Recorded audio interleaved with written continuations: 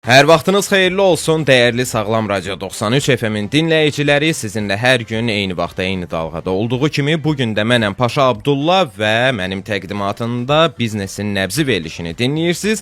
Amma bugün olduqca fərqli bir veriliş olacaq. Odur ki, diqqətli olun, dalğanı belə nətər lazımdır 93 FM-ə köklüyün ki, qaçırmayasınız söhbətlərimizi və vaxt itirmədən istərdim qonaqlarım haqqında məlumat verim, təqdim edim qonaqlarımı. Bugün studiyamızın qonaqları hüquq və ədalət sahəsində uzun illər fəaliyyət göstərmiş iki dəyərli mütəxəssisdir. Qonaqlarımızdan biri ARHD Az İnformasiya Agentliyinin rəhbəri, beynəlxalq hüquq eksperti, hüquq üzrə fəlsəfə doktoru İsmail Zalovdur. O, beynəlxalq hüquq sahəsində araşdırmalar və hüquqi mövzularda ictimai maarifləndirmə fəaliyyəti ilə tanınır. Digər qonağımız isə Azərbaycan Respublikasının Baş Prokurorluğunun veteran prokuroru, Baş Ədliyyə müşaviri, Azərbaycan Respublikasında korrupsiyaya qarşı mübarizədə Dövlətə Dəstək Şurasının sədri Məmməd Əliyevdir. Uzun illər hüquq mühafizə sistemində çalışaraq ölkəmizdə qanunun aliliyinin təmin olunmasına töhfələrini verib. Bugün onlarla hüquq sistemi, beynəlxalq hüququn müasir çağırışları və cəmiyyət üçün vacib hüquqi məsələlər barədə danışacağıq. Salamlayıram, bir daha xoş gəlmisiniz deyirəm. Siz də buyurun dəyərli qonaqlarım, salamlayın dinləyicilərimizi. Təşəkkür edirəm, salamlayıram hamımızı, bizi, əziz dinləyicilərimizi də salamlayırıq. Təbii ki, necə olacaq? Azərbaycan dövlətimiz hüququ bir dövlətdir və biz bugün fəxrlə söyləyirik ki və fəxr edirik ki, biz Azərbaycan Respublikamızın vətəndaşı olaraq üzərimizdə şəxsiyyət vəsiqəsini daşıyaraq və mən Azərbaycanlıyam ifadələri ilə biz yaşayaraq və fəxr edirik. Bəli, təşəkkür edirəm bu gözəl elə girişdə verdiyiniz bu sözlərə görə və istərdim Məmməd müəllimin səsini eşitsin dinləyicilər. Çox təşəkkür edirəm sizə 93 FM radiosunun rəhbərliyinə, başda siz olmaqla. Siz sağ olun. Dəvətinizə görə minnətdaram. Azərbaycan bizim hörmətli fəlsəfə doktorumuz İsmail Zalov gözəl bir cümlə işlətdi. Azərbaycan dövləti müstəqil hüquqi dövlətdir. Mən anlayıram, ölkə ictimaiyyəti tərəfindən tanınmış bir ziyalı kimi Azərbaycanda hüquq sisteminin işləməsi dünya standartlarından yanmayandır. Ona görə də biz hüquqi bir dövlətdə yaşadığımız üçün fəxr edirəm. Təşəkkür edirəm, var olun, bir daha minnətdaram, vaxt ayırıb gəlmisiniz və istərdim elə ilk olaraq bu hüquq haqqında bir ilk sualımı səsləndirim. Hüquq sistemində uzun illər fəaliyyət göstərmiş insanlar kimi Azərbaycanda hüquq sistemində son illərin ən böyük dəyişiklikləri sizcə hansılardır? Bax, son illərdə siz özdə İsmail müəllim maşallah olsun dayanmır. Yəni Avropa səfərləri, dünya miqyasında səfərlər, bilirəm ki, orada iştirak edirsiniz müəyyən görüşlər falan. O fərqi siz daha yaxşı hiss edirsiniz ki, nə dərəcədə inkişafdayıq, hansı səviyyəyə çatmışıq? Çox gözəl sual vurğuladınız. Məsələn, götürək beləsinə ki, 1990-cı illərdə Azərbaycan Respublikamızın Daxili İşlər Nazirliyi də var idi. Azərbaycan Respublikasının Ali Məhkəməsi də var idi və məhkəmə sistemləri də var idi, prokurorluq sistemi var idi 90-cı ildə. Ancaq 93-cü ildə mən bunu tam əminliklə söyləyə bilərəm ki, 1993-cü ildə dahi Ulu Öndər Heydər Əliyev Azərbaycan xalqının çağırışı ilə, xahişi ilə Azərbaycan dövlətinə bir daha da gələrək rəhbər təyin olundu. Prezident seçildi və 1993-cü ildə Azərbaycan dövləti hüquqi dövlət olmasına mən deyərdim ki, status aldı. Və Azərbaycan Respublikamız bu gün də hüquqi dövlət söyləyirik. Bilirsiniz, indiki dövrə baxaq, 21-ci əsrdə, düzdürmü? Bəli. Görün, baxın, görək ki, biz hüquqşünaslıqda hüquqşünas faktlara söykənərək həmişə öz fikrini, öz bəyanatını bildirməlidir. Bizim bugün Azərbaycan Respublikamızın məhkəmə sistemi nəzür vəziyyətdədir, nəzür durumdadır. və prokurorluq, Dövlət Təhlükəsizlik Xidməti və Daxili İşlər Nazirliyi. Görün nə qədər fərq var.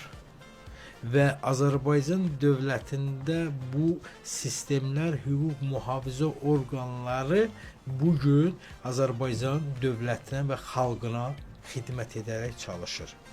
Şükürlər olsun ki, Azərbaycan dövlətimiz bərpa da olunub, ərazi bütövlüyü də bərpa olunub.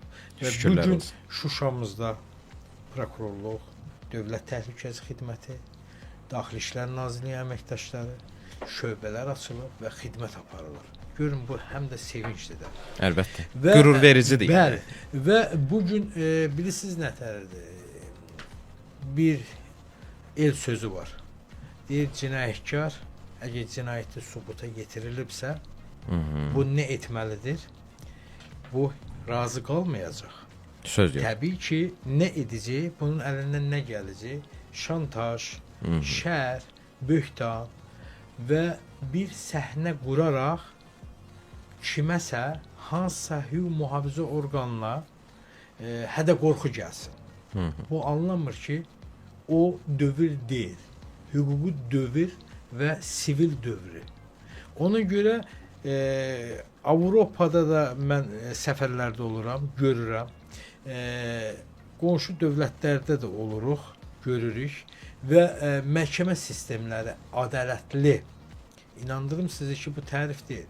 Bizim Azərbaycan hakimlərimiz nə cür ədalətli addımlar ataraq və məhkəmə istintaqı apararaq vətəndaşa qarşı nə cür humanistlik göstərirlər. Hansı dövlətdə bu cür vardır? Heç bir dövlətdə. Birinci, Azərbaycanlı olduğumuzu bəyan edirik özümüzdə və ikinci də qarşımızda duran vəzifəni yüksək səviyyədə icra edirik.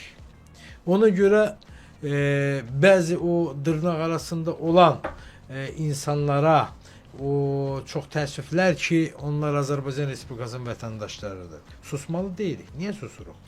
Biz belə deyək, pis olmasa yaxşı da olmaz da. Yəni belə deyək. Yəni bunlar olmalıdır, bunlar qaçılmazdır. Və gözəl Azərbaycan xalqıyıq.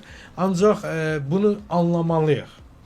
İnanın ki, mən bununla da fəxr edirəm ki, ARHD Az İnformasiya Agentliyi açıqlaması nə deməkdir? Azərbaycan Respublikası hüquqi dövlətdir. Biz hüquqi dövlətdə yaşayaraq öz dövlətimizi, dövlətçiliyimizi qorumalıyıq. Hər bir vətəndaş öz işi ilə düz gün istiqamətdə məşğul olsa, hər şey təmzinlənərək, hər şey işlərimiz yaxşı. Sözünüzə bir qüvvət, belə kiçik, bəlkə də o qədər də uyğun olmaz, bilmirəm nə qədər düzgündür. Bu yaxınlarda bir dostum gəlib görürəm, qanı qaradı, deyirəm nə olub, deyir, yol polisi saxladı, cərimə yazdı. Deyirəm ki, niyə yazdı?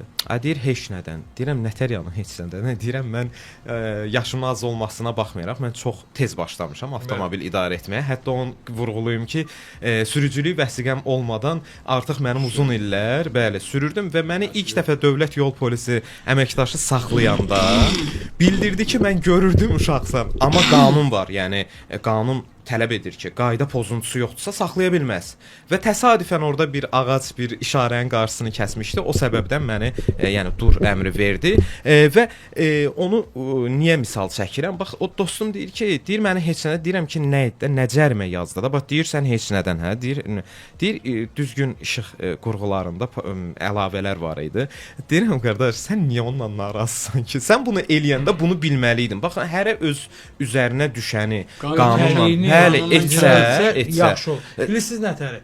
Azərbaycan polisinin heç bir zaman niyyəti olmayıb ki, kimisə cəzalandırsın günah olmadan və kimisə cərimə tərkib etsin. Bəli, mən şəxsən öz təcrübəmdən deyim, yəni dəfələrlə saxlayıblar məni. O deyib, mən demişəm, qanun nədirsə ora gəlib çıxmışıq və salaq, yəni əl sıxışıb getmişik. Bilirsiniz nətər? Hər bir vətəndaşın ümumi cinayətkara da məhkəmə dövründə də, istintaq dövrüsündə də fərq yoxdur. Ona hüquq verilir ki, özünü müdafiə etsin. Ancaq biz bəzi hallarda müdafiə edirik özümüzü. Hətta biz kimlərisə də günahlandırmaq və ittiham irəli sürürük və biz də şou yaratmaqla məşğul olaraq sosial şəbəkəyə nəsə edərək təzyiq kiməsə göstərici. Xeyr. Əgər qanunu pozmusansa, cəzalanacaqsan da, cərimələnəcəksən də. Polisimiz heç bir zaman vətəndaşı günahı olmadan cəzalandırmır. Həmişə Azərbaycan polisimiz, qeyrətli, namuslu polisimiz vətəndaşının yanındadır.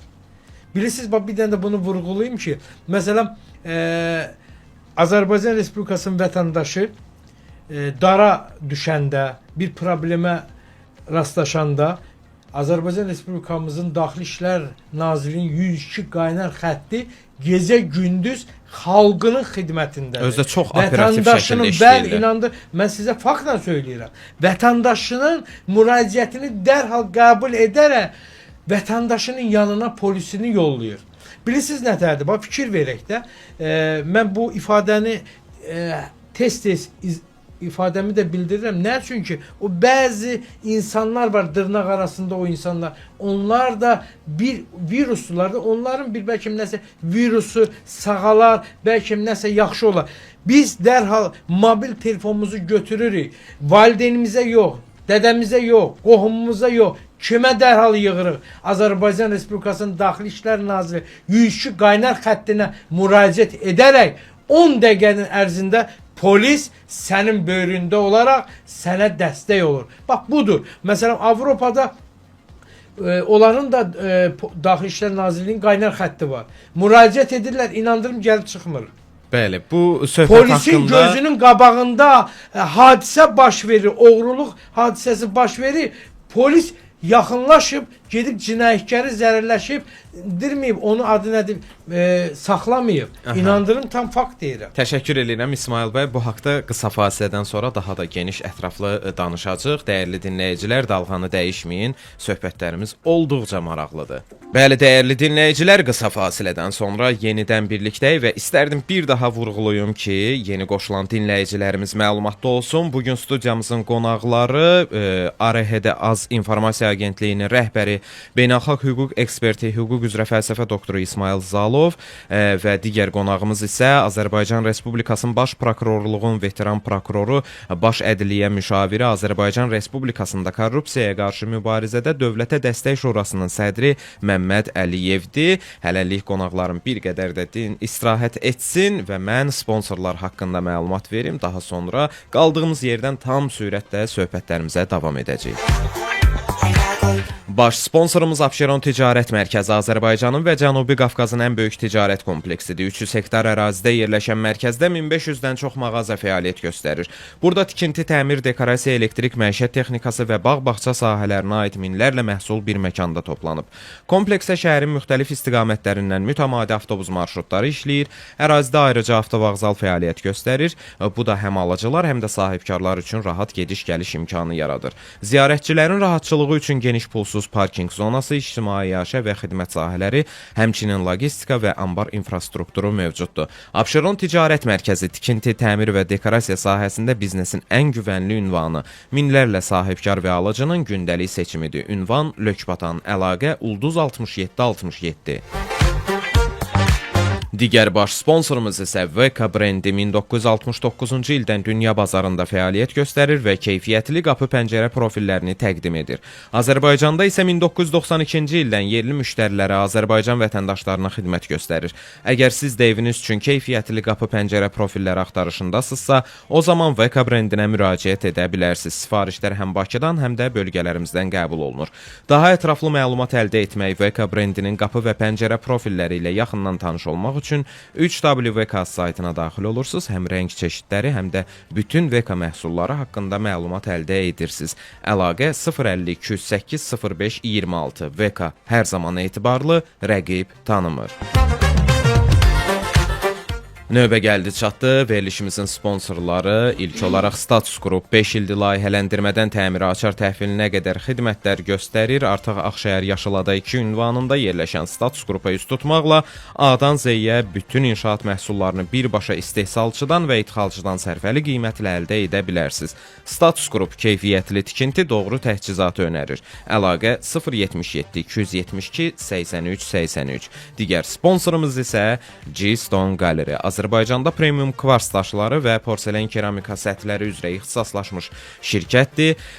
Mətbəx dəzgahları, ada masaları, vanna otaqları, döşəmə və divar üzlükləri üçün müasir dizaynlı, yüksək keyfiyyətli və uzun ömürlü həllər təqdim edir. Bir çox beynəlxalq dünya brendlərinin rəsmi distribyutoru olaraq canlı nümunələr, peşəkar məsləhət və dəqiq ölçü qiymət hesablaması ilə xidmət göstərir. G-Stone Gallery keyfiyyət, etibar və zövqlü dizaynın ünvanı. Əlaqə 050 245 13 55.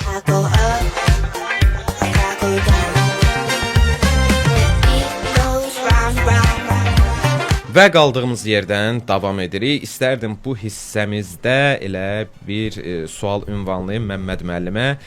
Məmməd müəllim, prokurorluq sistemində illərlə çalışmış biri kimi bu sahədə ən çətin qərar verdiyiniz məqamlar necə olurdu?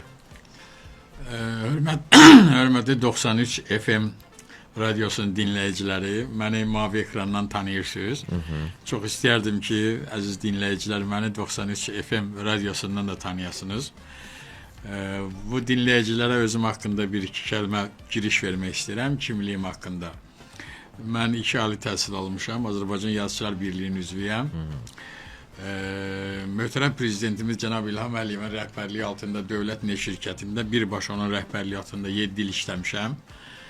88-93-cü illər o dövrdə ölkəmizin o necə istəyir, oyanış dövrü deyim ki, çalxalanan dövrü deyim, dirçəliş dövrü deyim, o ağır illər mənim tələbəli illərimə düşüb.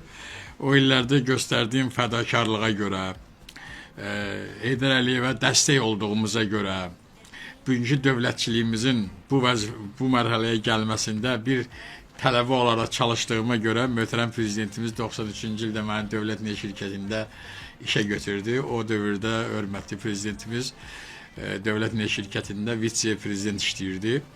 Sonra mənim təhsil alası oldum, ikinci təhsilim yaxşı xidmətimə görə, o biraz da belə yaxşı mənada deyirəm, o kişi xüsusiyyətlərimə görə, dövlətçiliyimə bağlı olduğuma görə, Heydər Əliyev ideyalarına sadiq olduğuma görə cənab prezident İlham müəllim məndən ötürü 3 dəfə Azərbaycan Respublikasının baş prokurorluğuna zəmanət məktubu göndərib.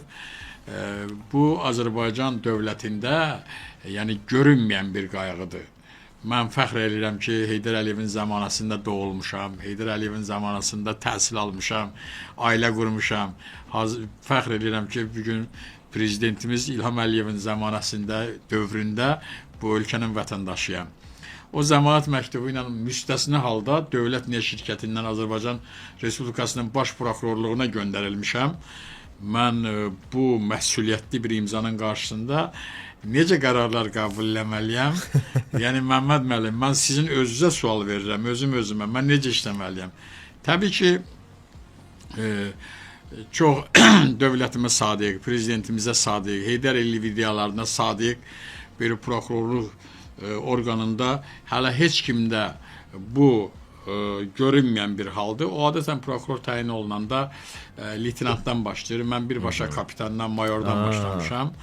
Yəni mənə verilən o yüksək etimada görə möhtərəm prezidentimiz cənab İlham Əliyevə çox sağ ol deyirəm. Biz Əliyevlər ailəsi olaraq öz minnətdarlığımızı bildirirəm. Mən sizə çox səmimi deyim, bu zəmanət məktubu məni çox ucalıqlara apardı. Sonradan elə bir həyat mən üçün dirçəlməli oldu ki, möhtərəm prezidentimizin dəstəyi ilə, dövlət proqramı ilə mənim 3 oğlumun, yəni Moskva kimi bir şəhərdə cənab prezidentimiz İlham Əliyevin özünün təhsil aldığı universitetdə, yəni təhsil almaları mənim üçün çox böyük qürur hissidir, çox böyük fəxr hissidir. Hal-hazırda mənim bir oğlum Cavanşir Əliyev deməli, möhtərəm prezidentimizin təhsil aldığı universitetdə 26 yaşında hüquq elmlər doktorudur. Hal-hazırda beynəlxalq hüquq və Avropa Birliyi Hüquq Kafedrasının müəllimidir. Dünyanın 100 dövlətindən gəlmiş xaricdən tələbələrə İngilis, Rus dilində dərs tədris edir. Bir Azərbaycanlı kimi həmişə də devizində var ki, ilhamla irəli. Azərbaycan xalqının oğludur, gəncliyə nümunədir. Cənab Prezidentimizin, hörmətli Leyla xanımın dəstəyi ilə mən onu səmimi deyim ki, oğlum Heydər Əliyev deməli, hörmətli Leyla xanımla paralel təhsil alıb Moskvada. Elə olub ki, onlar tədbirlərdə bir yerdə olublar, bir yerdə görüşüblər, tədbirlərdə iştirak ediblər. Hal-hazırda da möhtərəm prezidentimizin, hörmətli Leyla xanımın, hörmətli Mehriban xanımın dəstəyi ilə oğlum Heydər Əliyev, hansı ki 92-nin sonu, 93-cü ilin əvvəlindən ulu öndərimiz Heydər Əliyevin adını daşıyan oğlum Əliyev Heydər Moskva Dumasında yəni deputat köməkçisidir. Maşallah olsun. Mən necə işləməliyəm? Hansı qərarlar qəbul etməliyəm? Bu çox böyük məsuliyyətli sualdır. Ona görə mən açıqlayası oldum. Mən 3 oğul atası olduğum üçün digər oğlum da deməli Moskvada 3 ali təhsil alıb. Hal-hazırda 27 yaşı var. Siyasi elmlər doktorudur. Onun çox yüksək intellektə malik olduğunu hörmətli baş prokurorumuz Kamran Əliyev görəndən sonra hətta Moskvada görüşləri olub. Hal-hazırda da onu da Moskvadan Azərbaycana dönəndən sonra hal-hazırda Azərbaycan Respublikasında baş prokuror yanında korrupsiya qarşı mübarizə baş idarəsində dövlət qulluğunda işə qəbulu. Hazırda kabinetdə oğlum Ağalar Əliyev o binada bizə qulaq asır. Salamlayırıq buradan. Mən möhtərəm prezidentimizi bizə Əliyevlər ailəsinə göstərdiyi bu qayığa görə bir ayaq üstə var. Ona çox sağ ol deyirəm, minnətdarlıq edirəm. Mən necə qərar qəbul eləməliyəm? Bu cür məsuliyyətli imzadan sonra.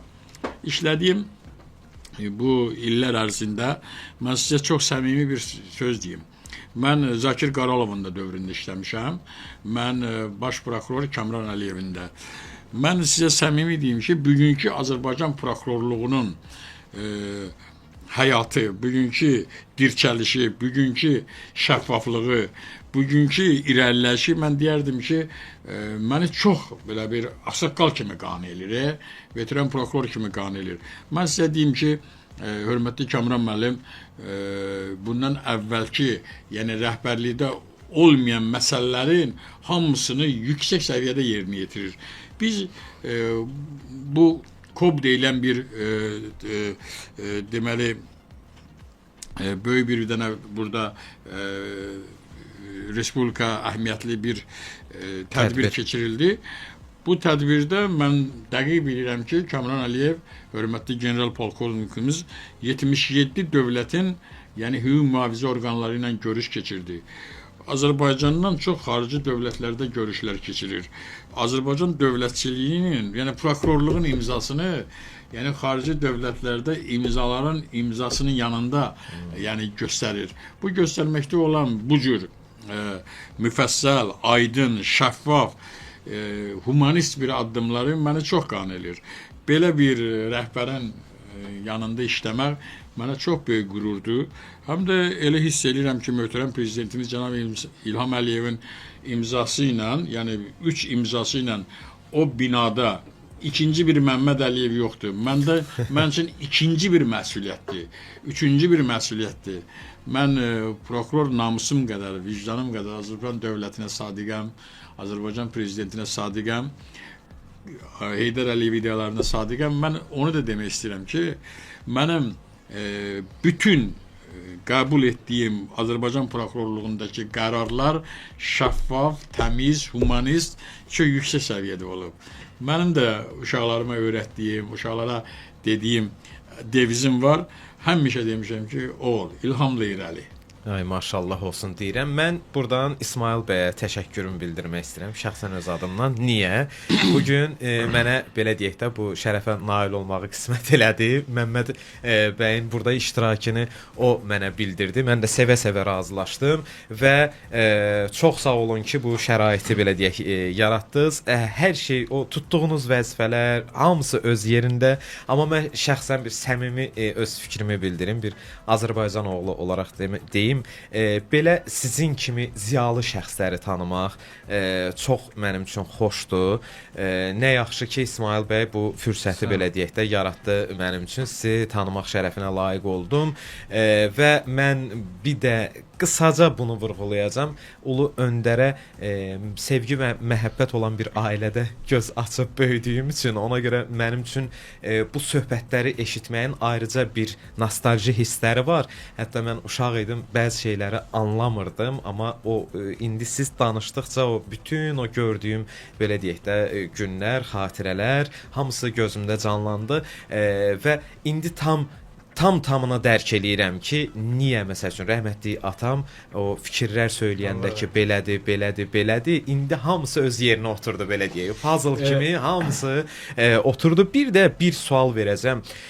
Bir ziyalı şəxs kimi fikirləriniz mənim üçün çox önəmlidir. Cəmiyyət bəzən hüquqla ədalət anlayışını qarışdırır. Sizcə bu iki anlayış arasında əsas fərq nədir? Mən sizə bir şey deyim. Buyurun. Ədalətli olmaq insanın içindən gələn bir hissdir. Ailədə nə tərbiyə görmüsən, onu işdə də tətbiq edirsən. Öz ailəndə xanıma qarşı, oğluna qarşı, ailəyə qarşı necəsən, işdə o qaçılmazdır. Genlə gələn bir usul idarə var insan daxilində. İnsan onu işinə tətbiq edir. Ədalətli olmaq peşəni oxuyub hər hansı bir diplom almaqdan irəli gəlmir. Prokurorluq peşəsi çox ağır, çox məsuliyyətli. İnsan haqqında qərar qəbul edirsən. İnsan 15 il həbsxanaya gedir, ömürlük olanda ömürlük həbsxanaya gedir. Bir qətlə yetirilmiş insan haqqında 120.1-dən cinayət işi başlayırsan, bunu 18 il, 20 il həbsə göndərirsən. Burada ədalətdən söhbət gedə bilməz. Törədilən cinayətdən söhbət gedir. Nə qədər ədalətli olsun, humanist olsun, amma dövlətin qanunlarını icra eləyəndə sizi xoşlamayan insanlar üzə çıxır, qısqananlar üzə çıxır. Hətta prokurorluq işçisinə hücumlar, yəni onlara xəsarət getirənlər olur. Bu ağır bir keşməkeşli həyat olduğu üçün bu çox çətin sualdır. Bunu araşdırdıqca görə araşdırır. Buyurun İsmail müəllim. Deməli, həqiqətən də mən bunu sübut etmişəm. Bizim Azərbaycan Respublikamızın prokuror əməkdaşları peşəkarlıqla yüksək səviyyədə xidmət göstərirlər vətəndaşlarına. Məsələn, olub ki, bəzi insanlar ki, mənə söyləyir ki, və deyir ki, biz prokurorluq işə baxmır normal, qəbul etmir. Mən vətəndaşı götürmüşəm, aparmışam baş prokurorluğa. Baş prokurorluqda onu yüksək səviyyədə qəbul edirlər və onu dinləyirlər və aidiyyəti olan şəxslərə göstəriş veriblər. Və vətəndaş, inandırım sizi tam səmimiyyətlə söyləyirəm, vətəndaş tər tökərək, xəcalət çəkərək, prokurorluqdan çıxanda qayıdıb deyib ki, mən inanmazdım. Dedim, nə inanmaq? Sən bunu niyə görmürdün, bilmirdin? Gəlmişdin bura, deyir, yox. Vətəndaşa sual verir, gəlmişdim baş prokurorluğun qəbul şöbəsinə, deyir, yox. Deyirəm, niyə biz ittiham irəli sürürdü, işə baxmırlar, isti münasibət göstərmirlər, işi düz araşdırmırlar. İnandırım ki, mən tam səmiyyətimə, əlimi vicdanıma qoyaraq söyləyirəm ki, bir hüquqşünas olaraq ki, vətəndaş tər tökərək, xəcalət təri, özü özündən utanaraq söz tapa bilmirdi. Bilirsiniz nə tərdir? Ona görə gəlin hüquq mühafizə orqanlarımızın, əməkdaşlarımızın qədrini bilir. Bu tərif deyil.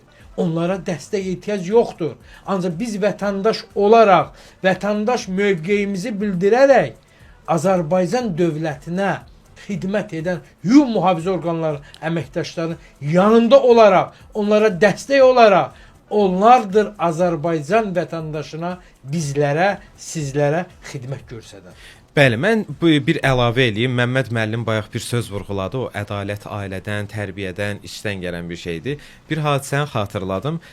Övladımla dayanmışıq. Yol polisi də elə məhəlləyə gəlib köməklik göstərir birinə və görürəm belə dayanıb. Mən də başlayıram izah eləməyə ki, bax bu polislər belədir, bizə kömək eləyir, bax gəlib kömək eləyir, bizi qoruyur filan. Polis də eşidir bunu. Mən çalışıram ki, övladlarımı bizdə var axı o. Polis gələr aparar. Polis tutar. Uşaqları belə qorxu ilə böyüdürük. Onun özü bir psixoloji olaraq məncə yanlış bir addımdır. Yəni bunlar bizdən biridir və bunlar bizə xidmət göstərir. Bu çox doğru bir şey deyil. Çox gözəl vurğuladınız. Üzr istəyirəm, bu sualınızı mən cavablandırım. Görürsən ki, bir gözəl parkımızda Azərbaycanda nənə, baba nəvəsi ilə gəzir və yaxud da valideyni, ata, anası fərqi yoxdur, gəzir. Uşaq nəsə şuluqluq edirsə, dərhal polisin adını çəkirlər ki, polis gələcək. Uşağa qarşı polisə nifrət yaradırlar. Bu bilirsiniz nədir? Bu mən deyərdim, bu bir cinayətdir. Valideyn nə səbəbə, nəyə görə məqsəd var burada? Məqsədi nədir ki, uşağa qorxu gəlir ki, demir ki, atan sənin qulaq burma verər və yaxud da baba səni cəzalandırar, nənə səni cəzalandırar. Onların ifadəsini işlətmir. Deyir ki, polis səni gəlib tutacaq və yaxud da cəzalandıracaq. Uşaqdır. Uşaq nə olacaq? Polisə qarşı nifrət yaradacaq. Bu şey cinayətdir. Olmazdır. Polisin adına ləkə gətirməli deyilik. Biz vətəndaşlar, biz valideynlər öz evlatlarımıza daha da izah etməliyik ki, biz evimizə işdən gələndə mənzilimizə daxil oluruq. Bizim ictimai təhlükəsizliyimizi kim qoruyur? Bizim polisimiz. Biz evdə otururuq, televizor qarşısında çayımızı içirik, baxırıq televizora, əylənirik. Ancaq soyuqda, bayram bilmir, doğmasının toyuna, xeyir işinə getmir, qarında, marozunda, yağışında bizi çöldə mühafizə edən, ictimai təhlükəsizliyimizi qoruyan Azərbaycan Respublikamızın polisidir. Ona görə polisimizin qədrini bilməliyik. Çox bəzi azanacaqlı vəziyyətlər olur. Biz vətəndaşlar edirik bunu. Ona görə çox gözəl vurğuladınız bu sualı. Ona görə Məmməd mənim də üzr istəyirəm, bağışlasın, mən dərhal müdaxilə etdim. Olmaz. İnandırım ki, Avropa ölkələrində belə hərəkət yoxdur. İminlə hələ bilin ki, bizim vətəndaşlarımız bu cür hərəkət edir. Məqsəd nədir? Bəlli deyil. Məqsəd nədir? Bəllidir. Çox maraqlıdır. Ona görə bu cür ifadələri işlədən şəxslər mən deyərdim ki, cərimə yox. Ümumiyyətlə övladlarınızı qorxu ilə böyütməyin. 5 ay, 6 aylıq məsuliyyətə cəlb olunsun, cəzalansın. Ələxüsusda deyim, elə bu polis, dövlət orqan işçilərinin qorxularından böyütməyin. Çünki bu gələcəkdə mən belə düşünürəm ki, daha pis fəsadlar verə bilər. O qorxu ilə böyüyəcək, artıq ehtiyacı olanda müraciət etməkdən çəkinəcək. Çünki o şuur altında qalacaq. Buyurun. Deməli, bu polislə övladı qorxutmaqla biraz da uşaqları maarifləndirmək lazımdır ki, məsuliyyət hiss eləsinlər. Biz belə götürəndə Azərbaycan mentalitetini uyğun biz uşaq döyənik. Qışqıran üstünə. Səmimi olanda nə olar? Deməli, uşağa hiccə ilə, uşağa iradla yox, uşağı qorxutmaqla yox, uşağı birinci başa salmaqla o iradın içində biraz məsuliyyət olmalıdır. Daha şapalaqla yox, polis adı ilə hədələməklə yox, o alınmayacaq. Mən Azərbaycan müstəqil hüquqi dövlətdir. Azərbaycan İnformasiya Agentliyinin rəhbəri ilə, yəni bu masanı bölüşürəm, fəlsəfə doktorudur. Planetimizin bir çox dövlətlərində bu agentlik öz təsdiqini tapıb və söz sahibidir. Mən uzun keşməkeşli bir yol keçən ölkə ictimaiyyəti tərəfindən tanınmış bir peşəkar hüquqşünas kimi, bir Məmməd Əliyev kimi bu agentliyin yanında ona görə varam ki, bu agentlik qədər tanıdığım digər agentliklər, yəni bu dərəcədə dövlətin təbliğatında, dövlətinə sadiq, açıq-aşkar xarici dövlətlərdə deməli prezidentimiz cənab İlham Əliyevin ideyalarını təbliğ edən hüquqşünas mənə rast gəlməyib. Mən 25 il, 27 ildir o bina ilə bağlı adamam. Adətən o binaya prokuror təyin olunanda 5 il Naxçıvanda, 5 il Lənkəranda, 5 il Şəkidə, 5 ildə son vaxtlar orada işləməyə icazə verilir. Möhtərəm prezidentimiz cənab İlham Əliyevə minnətdaram. Onun imzası düz 27 il o binadayam. Ay maşallah. Yəni mənim əmək kitabçamda başqa bir yer yazılmayıb. Biri sual verir, istintaqda işləmirsən. O binada oturursan ki, istintaqda işləyirsən. Filan yerdə işləmirsən. O binada köməkçidən tutmuş nələrə rast gəlmirsən. İndi o məxfiçiliyi qorumaq şərti ilə deyirəm. Azərbaycan prokurorluğuna hörmətli baş prokuror Kamran müəllim təyin olunandan sonra Azərbaycan prokurorluğu bir döyüş yolu keçdi. Bir şəffaflıq, bir humanistlik, bir bərabərlik, bir necə sizə deyim, başa salım sizi, prokurorluq işçisindən layiq bir həyat yaşayırıq biz. Ona görə mən bugünkü gündə 93 deməli bu FM radiosunun rəhbərliyinə minnətdaram ki, biz hüquqşünaslara belə yerlər ayırırlar. Mən sizə bir şey də çox səmimi deyim, yəni Azərbaycan prokurorluğunun zəhməti ali nəzarət orqanı kimi çox böyükdür ölkədə. Bəli, bəli. Niyə görə böyükdür ki, ali nəzarət orqanı Daxili İşlər Nazirliyinə, Dövlət Təhlükəsizlik Xidmətinə bir çox gömrüyə, vergiyə, harda istintaqı var, onların istintaqına nəzarət edən bir qurumdur.